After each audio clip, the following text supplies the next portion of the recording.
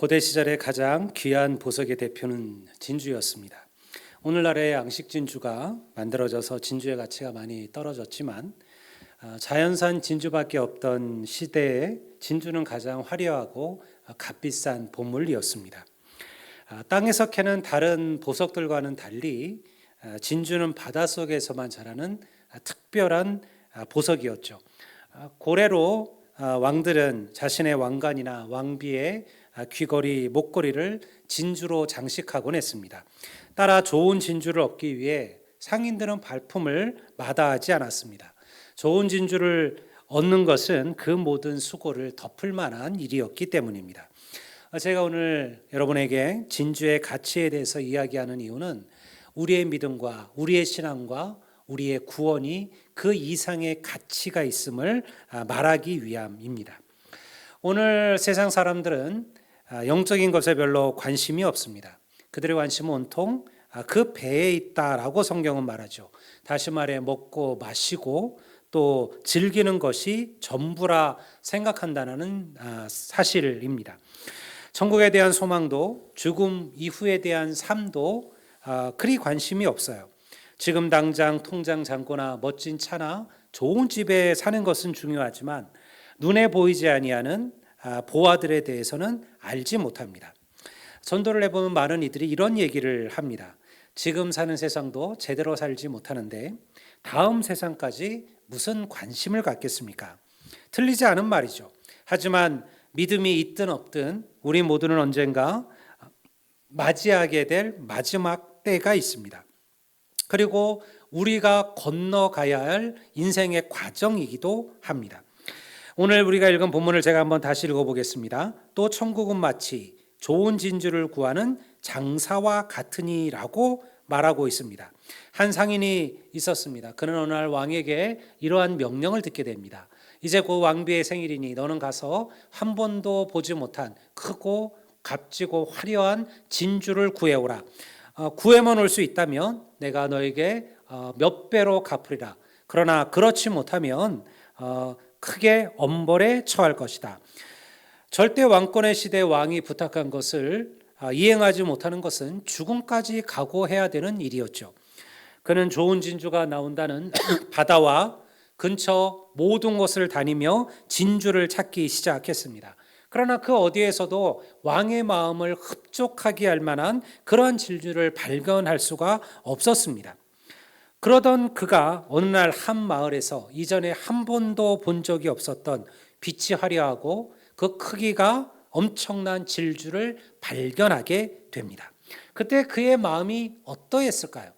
저는 장사꾼의 이 마음과 열심이 믿음이라고 생각합니다. 정말 값지고 귀한 것은 쉬이 얻어지는 법은 없습니다. 오늘 여러분이 이 자리에 서기까지 어떤 어려움을 견디어내셨습니까?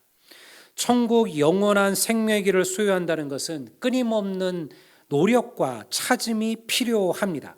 그리고 그만한 가치가 있기 때문입니다. 예수님을 믿는 것은 좁은 문으로 들어가고 좁은 길로 걸어가는 것과 같습니다. 그럼에도 그 길을 선택하는 것은 그만한 가치가 있기 때문이죠. 우리의 인생에 하나님께서는 이런 은혜를 우리에게 가르쳐 주셨습니다.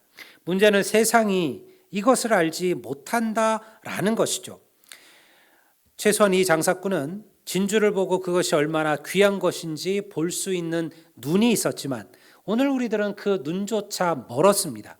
세상에 썩어질 것에 대하여는 목숨을 아끼지 아니하고 시간과 노력을 아끼지 아니하지만 하나님의 나라와 영생과 구원에 대해서는 그것이 얼마나 가치 있는지를 모르고 산다라는 것입니다. 저는 목사이기 때문에 많은 장례식을 주관하거나 참석하게 됩니다. 세상을 떠난 많은 이들을 보았습니다. 그들 가운데는 20, 30대 젊은이도 있었고요. 그리고 나이가 든 그런 어르신들도 있었습니다. 부자도 있었고 가난한 자도 있었고요. 세상에서 소위 말하는 괜찮은 자리에 서 있는 이들도 있었고요. 아주 평범한 혹은 아주 어려운 삶을 살았던 이들도 있습니다. 하지만 그 마지막은 동일합니다. 결국 화장으로 사라지고 남겨진 유골에 재만이 남았죠. 그런데 무엇이 다를까요? 예수를 믿는 이들과 예수를 믿지 않는 장례식이요. 예수를 주로 믿고 산 이들의 마지막은 다릅니다. 그들은 슬픔 속에서도 소망을 봅니다. 그들은 안타까움 속에서도 기대를 하죠. 왜냐하면 그들은 천국을 소유한 자들이기 때문임을 믿습니다. 세상 즐거움을 쫓다 진정한 재미를 잃어버린 이들이 많습니다. 술이나 담배나 세상의 즐거움과 비교할 수 없는 영적 즐거움이 이곳에 있어요. 여러분, 내가 전도한 한 영혼이 하나님을 만나고 하나님의 자녀로 세워져 가는 것을 볼 때 그 벅찬 감격과 은혜를 알고 계신가요? 하나님의 말씀을 읽다가 내 자신의 죄악됨과 연약함을 깨닫고 통회하며 가슴을 칠 때 그 하나님의 은혜를 체험하셨나요?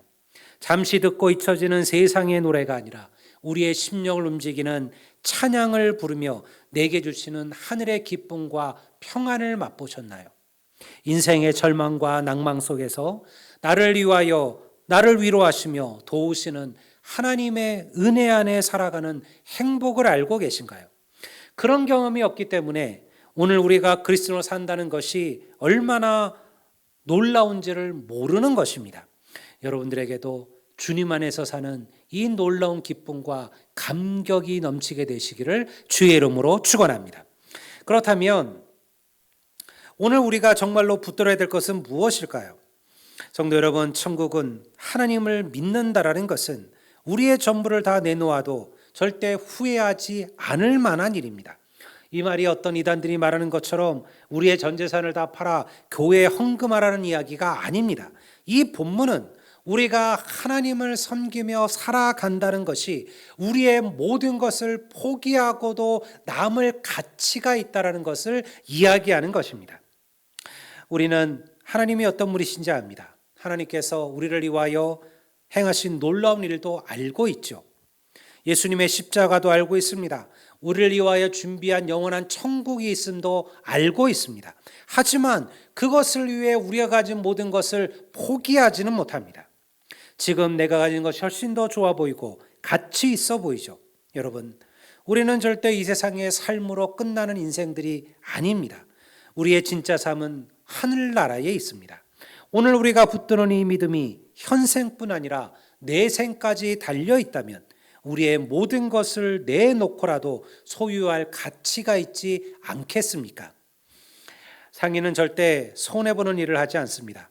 오늘 비유에서 예수님께서 장사꾼을 비유로 드신 이유는 장사꾼이 자기의 전 소유를 팔아 그 진주를 샀다라는 데 있기 때문입니다. 성경은 뒷이야기를 쓰고 있지 않습니다. 왜 이 장사꾼은 자기의 전 재산을 팔아 그 진주를 샀을까요? 그 진주가 그가 진주를 사기 위하여 판 자기의 전 재산보다도 더 가치 있기 때문입니다. 믿음의 가치가 그러합니다. 때로 교회를 다니는 것이 손해처럼 보이고 그리고 하나님을 섬기는 것이 아무런 이익이 없는 것처럼 느껴질 때가 있죠. 여전히 지금 당장의 삶 때문에 허덕이며 사느라 미래의 삶을 잊어버리고 살 때도 있습니다. 예수 믿어도 고난과 시련 속에 있는 이들을 보면서 낙심하셨습니까? 그럼에도 믿음은 충분한 가치가 있습니다. 하나님을 믿으며 사는 삶은 결코 우리를 복된 길로 인도할 것임을 믿습니다. 때로 우리의 삶은 공고하고 어려울 수 있습니다. 왜 내게만 이러한 고난이 오는지 이해하기 어려울 때도 있을 겁니다. 하지만 우리가 믿음을 지키고 하나님을 바라볼 수만 있다면 여러분들은 이미 가장 귀한 것을 얻은 인생임을 믿습니다. 세상이 그 어떤 것으로 살 수 없는 값진 보화가 바로 우리의 것이 되었습니다. 어렵지만 믿음의 걸음을 내딛어 보십시오. 그리고 믿음의 길로 걸어가십시오. 믿음의 성도들과 함께 믿음의 삶을 시작하십시오. 오늘 이곳에 주님의 어루만지심이 함께 하시기를 주님의 이름으로 축복합니다.